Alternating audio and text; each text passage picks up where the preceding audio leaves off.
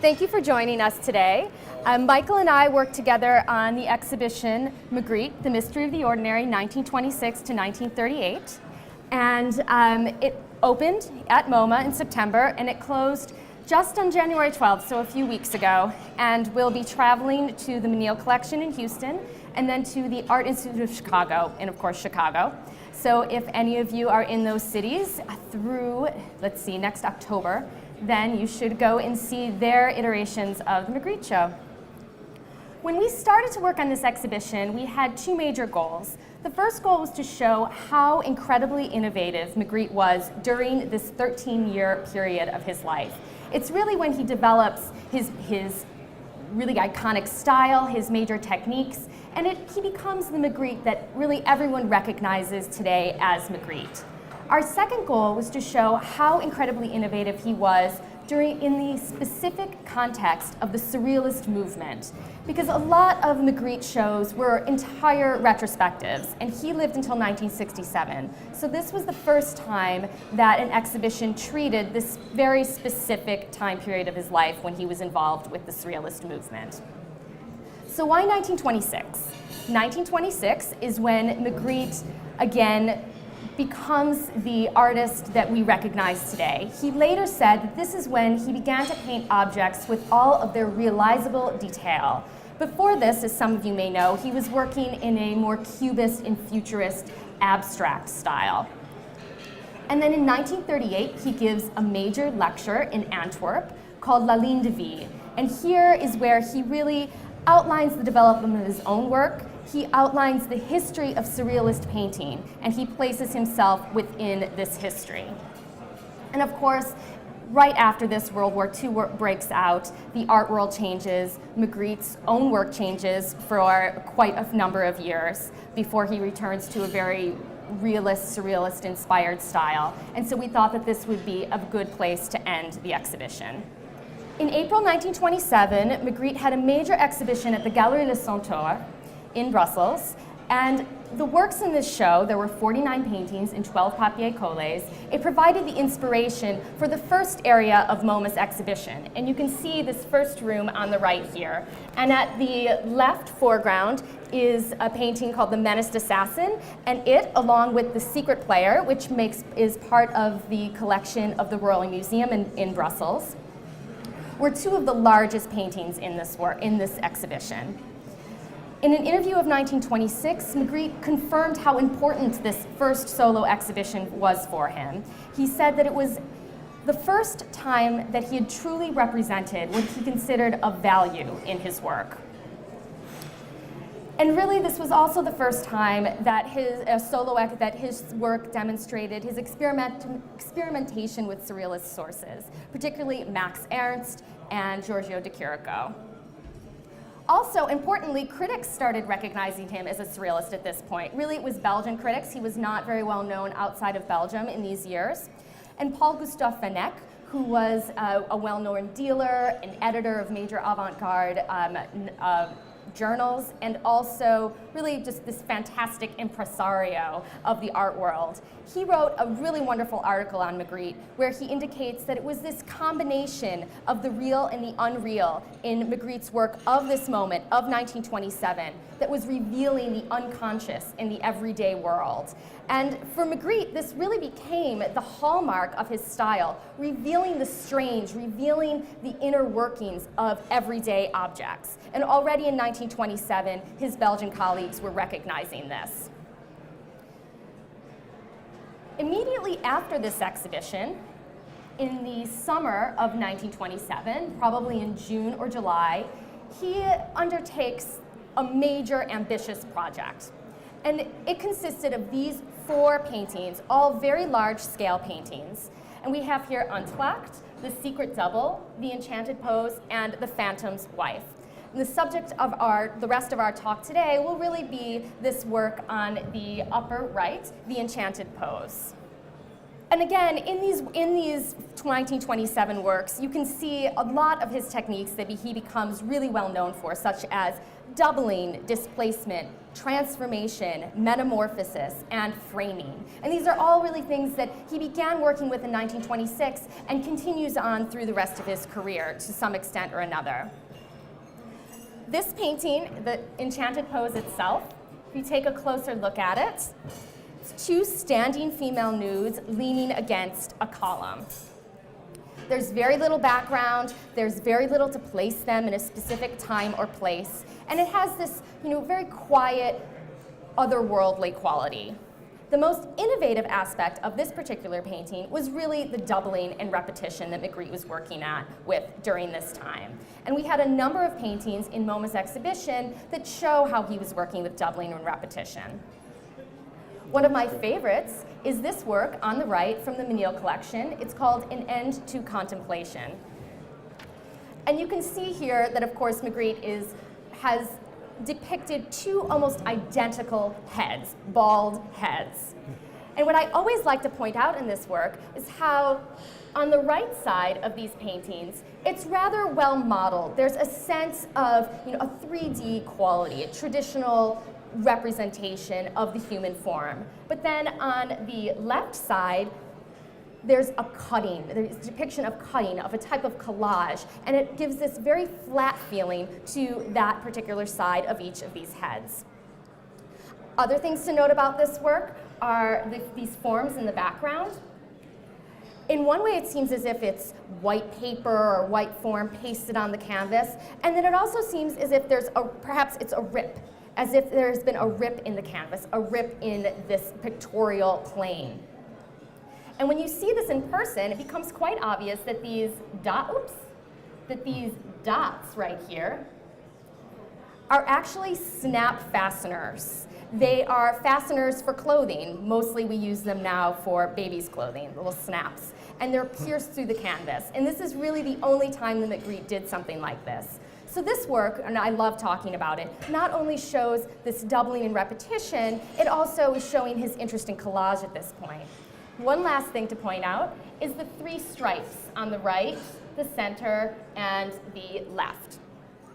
And in this way, I think Magritte is indicating that it's not just two, that there's this continuum, that there's this constant repetition of images that he's thinking about during this time period.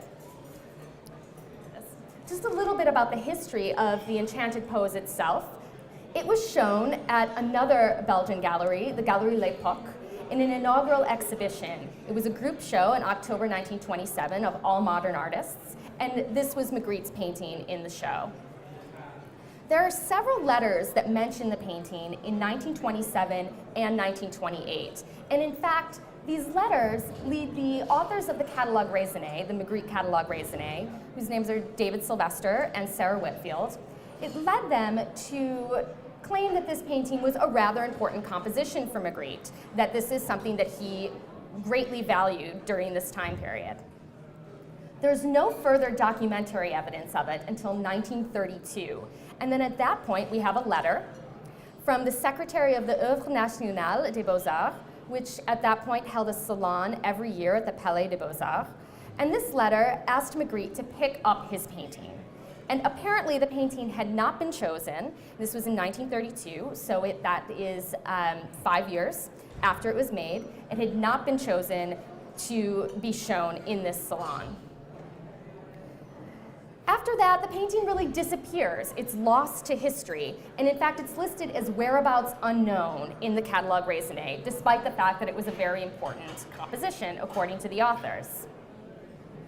So it's only recently that we have come to understand what happened to the Enchanted Pose. And as Michael will explain to you in more detail, Magritte ultimately painted over this entire painting. Before Michael speaks to you, however, I'd like to speculate just a little about the possible reasons that Magritte may have painted over the work, and essentially, changing it, making it lost to us in its first form forever.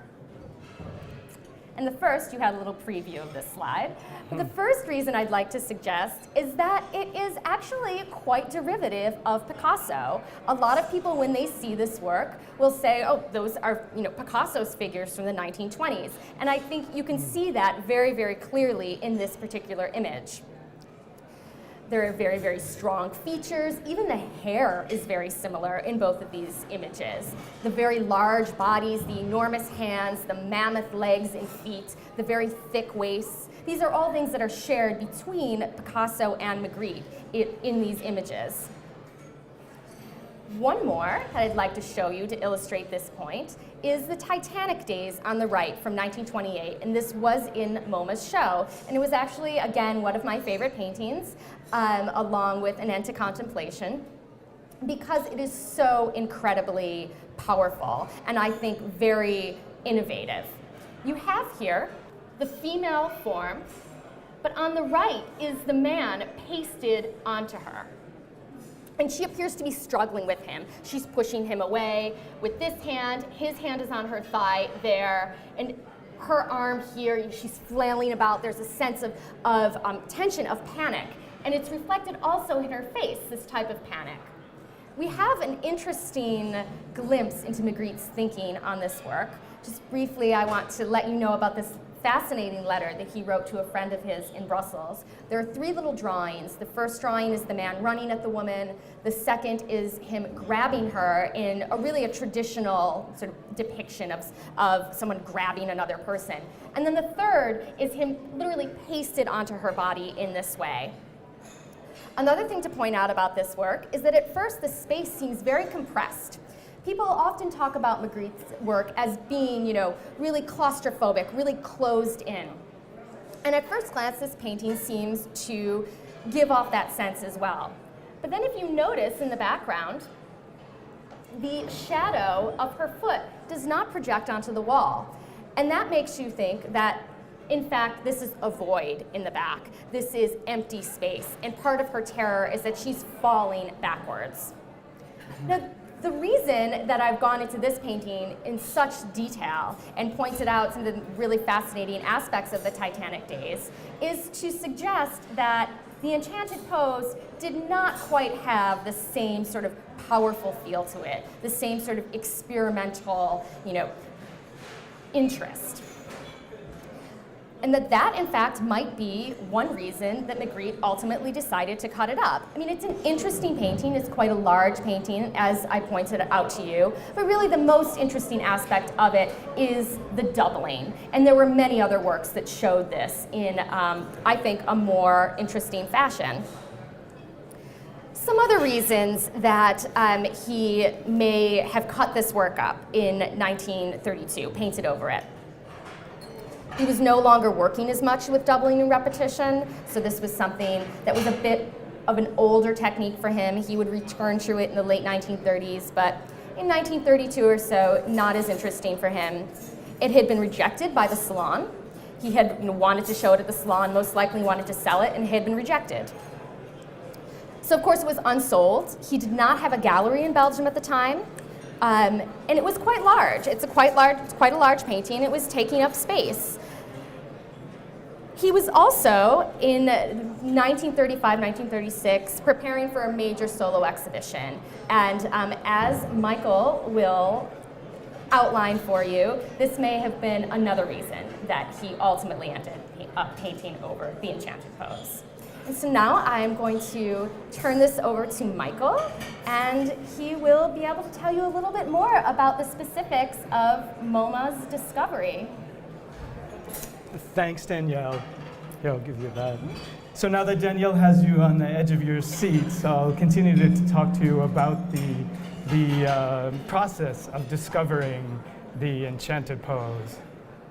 And just as an introduction, this exhibition gave us the chance to study around 20 paintings from this period, 1926 to 38.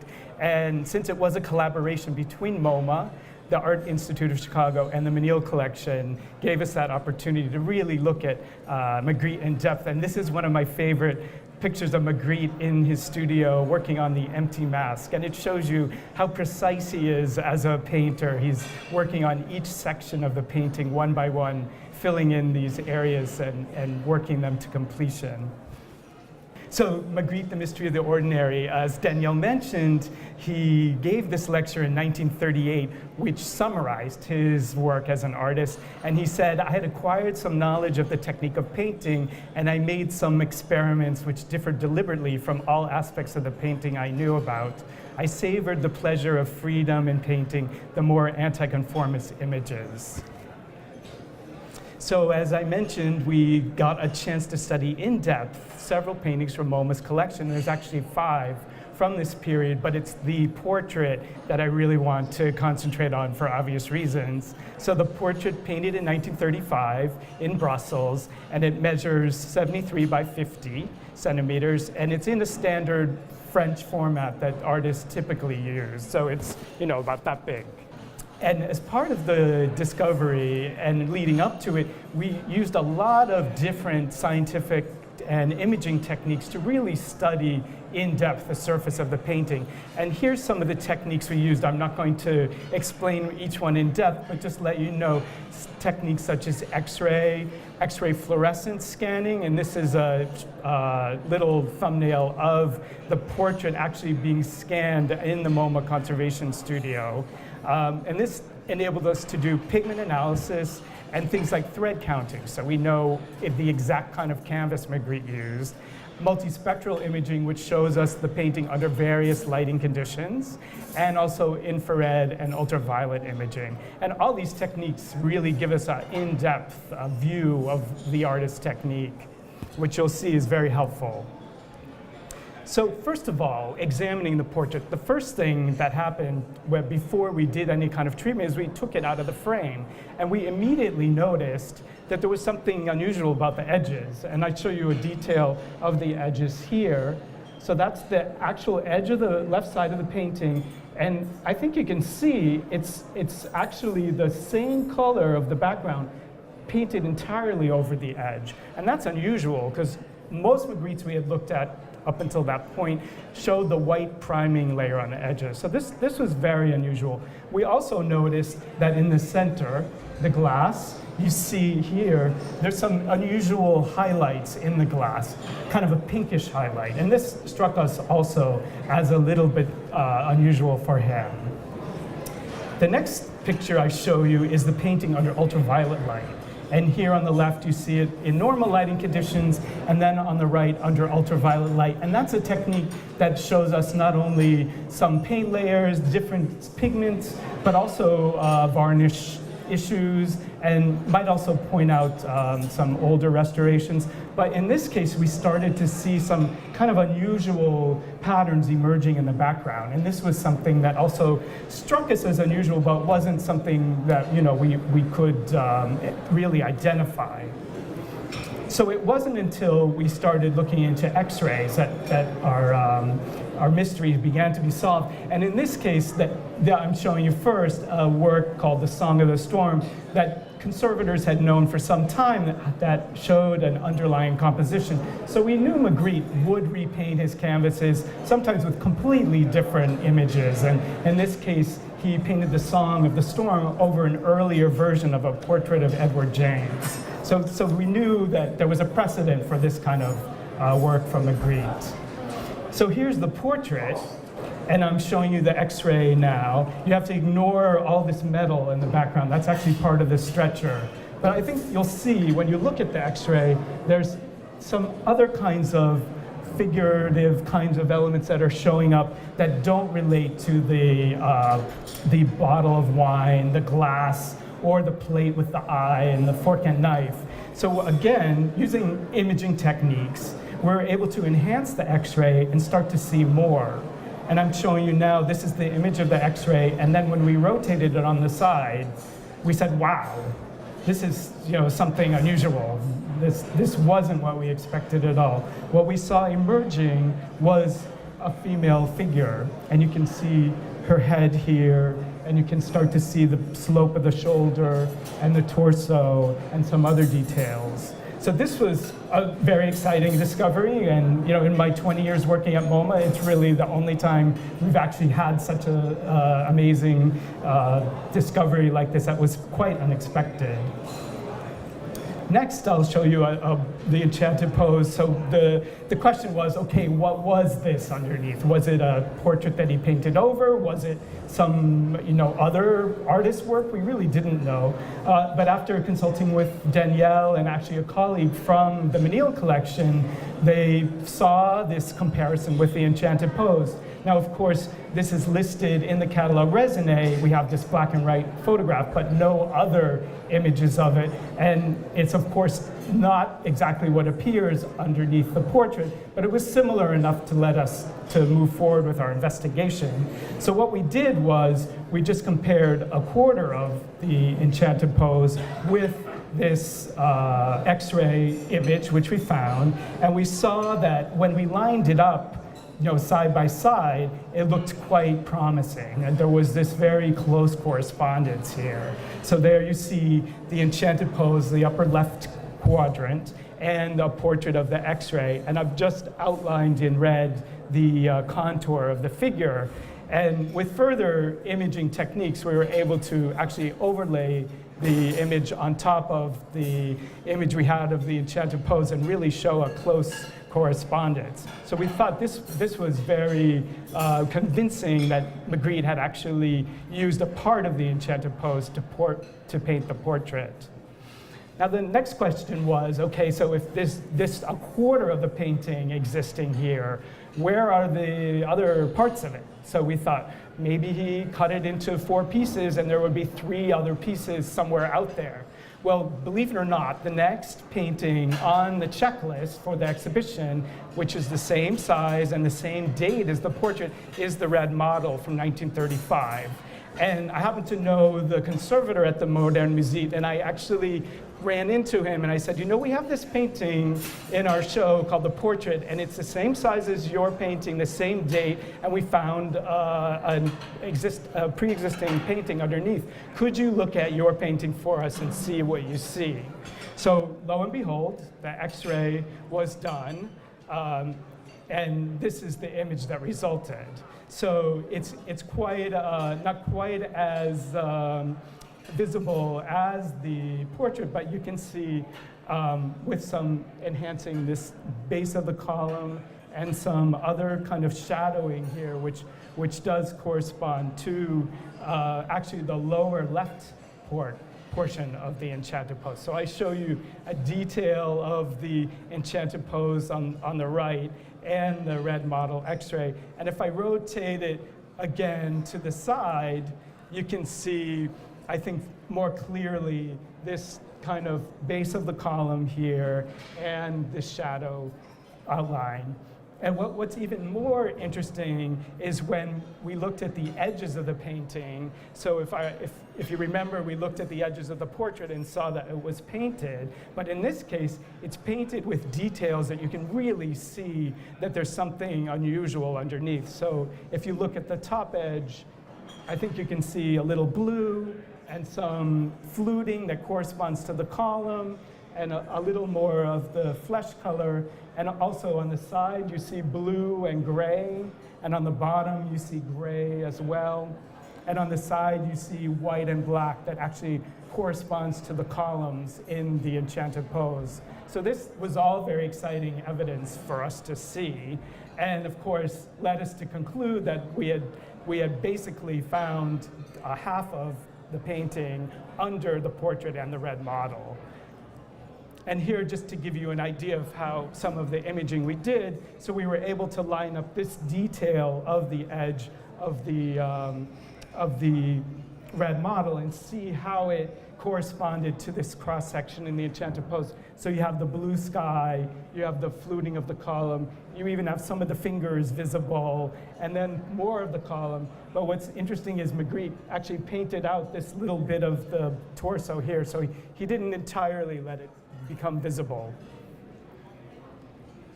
So as I mentioned before, we were able to prove the correspondence by taking images of the X-ray and overlaying them on top of this black and white image that we had from the catalog raisonné. So again, this shows you using Photoshop, basically covering the existing image with what we found in the X-ray. So that's the portrait X-ray and the red model X-ray. So what we now proven is that we found this underlying composition of the left half of this major painting from 1927.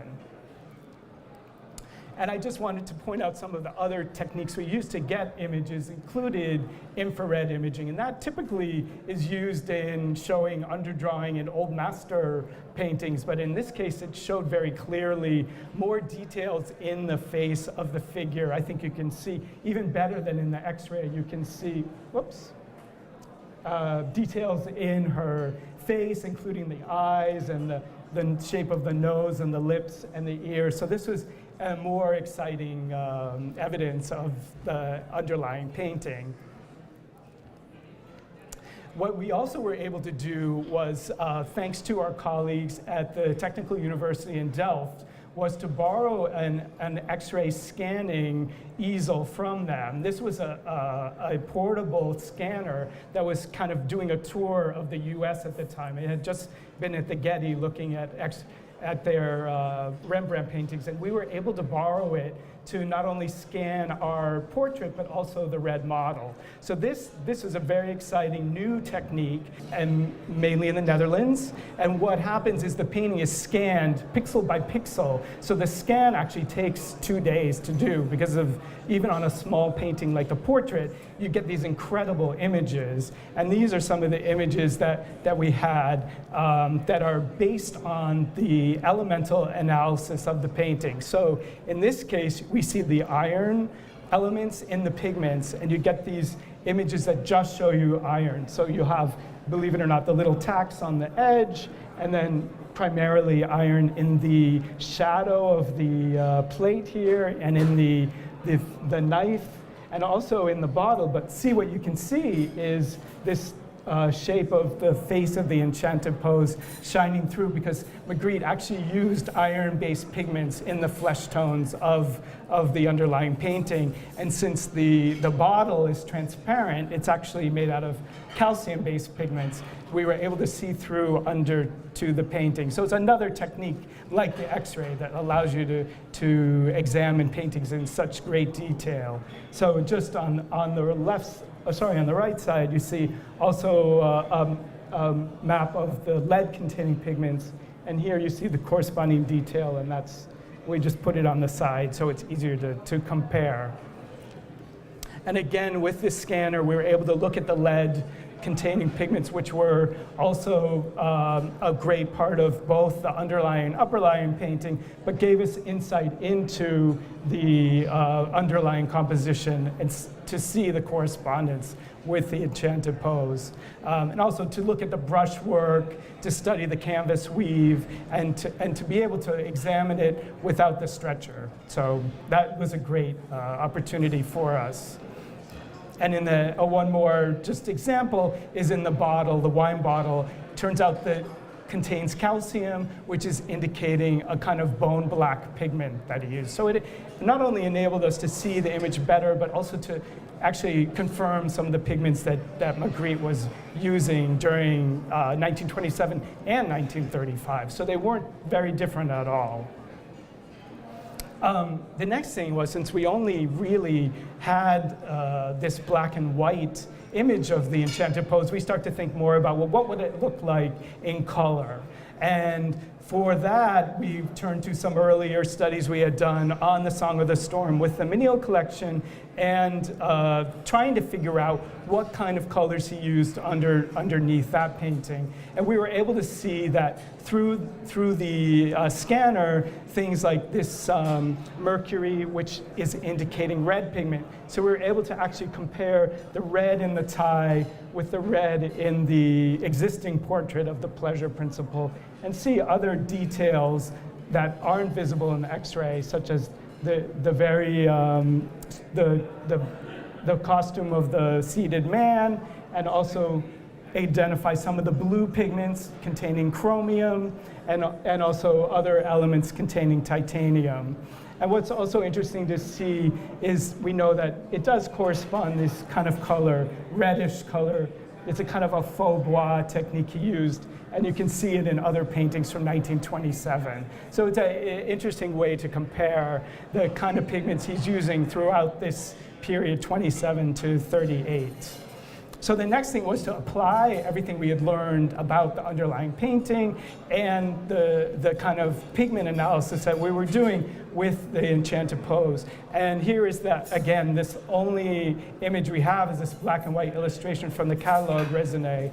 And through working with some imaging specialists, we were able to come up with what we thought would be a kind of reconstruction of the painting in color. And of course, this is a work in progress because although we know the colors of the background, of the sky, we know the color of the floor, and we know the color of the figures based on the edges of the paintings we had studied, we don't really know what color this wall is because we haven't been able to find the missing half of the painting. So this is a little bit of conjecture, picking a color that Magritte used, a color scheme that Magritte used often in the 20s and into the 30s, is this kind of combination of brown and gray and blue. So this is an exciting way to look forward to finding the additional sections of the painting, which is something we're very much hoping to do.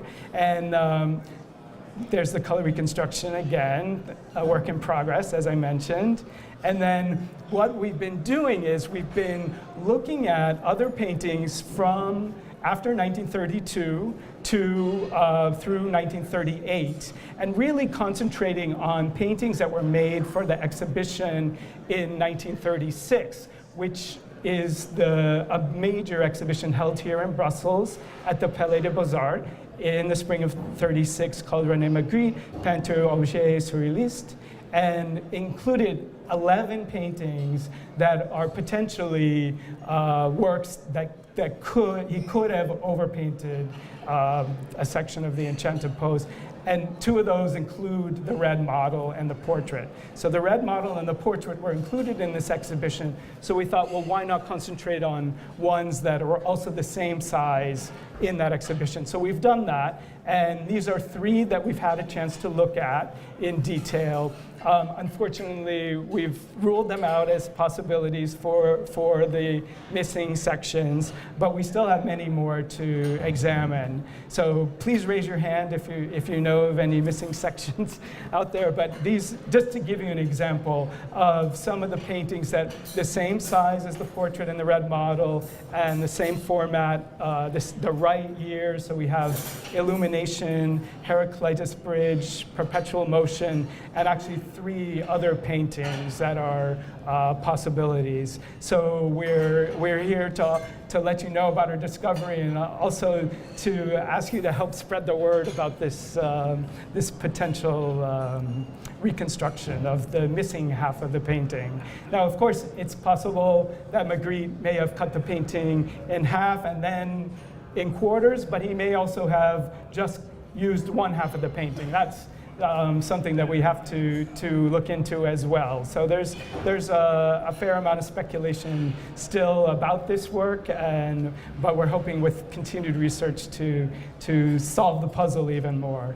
And we've had a lot of help on this project so far, and I'd just like to thank the people here, including my colleagues at MoMA, and Umland, who's the curator of the exhibition, along with Danielle Johnson here with me, and our colleagues at the Meal Collection, the Moderne Musée, and the Art Institute of Chicago especially, and people here in Europe, including Mia van der Kakova, Charlie Huskovici, Frederick Lean, our colleagues in the Netherlands who helped us with the scanning, Joris Stick, John Delaney, who did that incredible images for us of the infrared, and Tony Vargas in New York, who assisted us with the color reconstruction.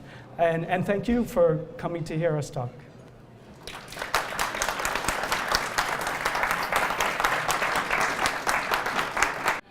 Pigments on the hidden painting that you detected and talked about, you picked those up from the Delft XRF scan? How did you detect that? How did you determine what they were? Well, we were able to characterize them using the Delft scanner, but also using pigment analysis on the edges. So we had some areas that we were able to look at on the edges to actually determine what they were visually and with the scanner. So. The Delft scan, scanner will allow you could do a trace. I mean, given enough time, Yes. you could literally trace through and scan your way through until you've got the underlying painting Exactly. that you're analyzing. And that's what we were able to do with both the red model and the portrait. And we even scanned just the edge that I showed you, that showed the column and the fingers and all that. So we really were able to identify the pigments conclusively using that. So that was extremely helpful.